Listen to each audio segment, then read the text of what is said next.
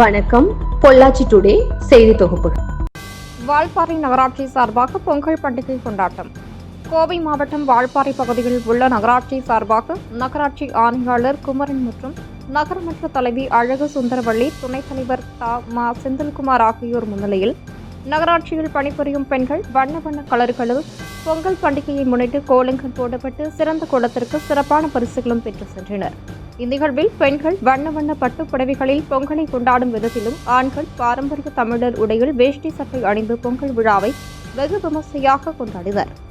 நிகழ்வில் நகராட்சி ஆணையாளர் குமரன், நகரமன்ற தலைவி அழகு சுந்தரவள்ளி, மா. Senthilkumar, ward councillor JP. Bhaskar, Manikandan, Anbarasu, பெண் கவுன்சிலர்கள் உமா மகேஸ்வரி, இந்துமதி, கனகமணி, ராஜேஸ்வரி, காமாட்சி, கணேசன், அலுவலக பணியாளர்கள், தூய்மை பணியாளர்கள் உள்ளிட்டோர் கலந்து கொண்டனர்.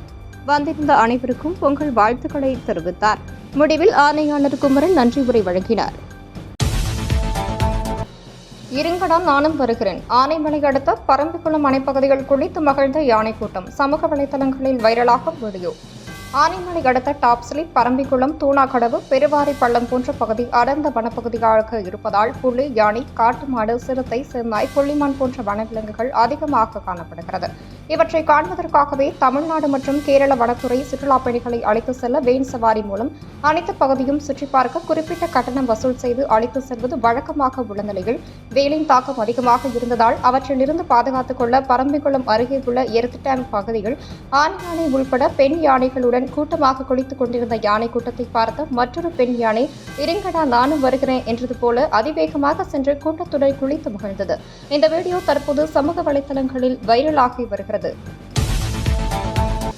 வால்பாறையில் பொங்கல் பண்டிகையை முன்னிட்டு பொருட்கள் வாங்க குவிந்த மக்கள் கூட்டம்.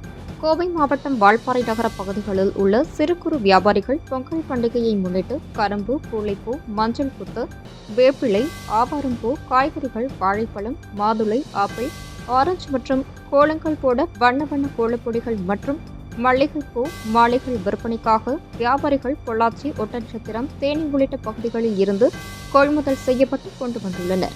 2 நாட்கள் மட்டுமே உள்ள நிலையில் நாளை வியாபாரம் சூடுபிடிக்கும் என சிறு குறு வியாபாரிகள் கூறுகின்றனர்.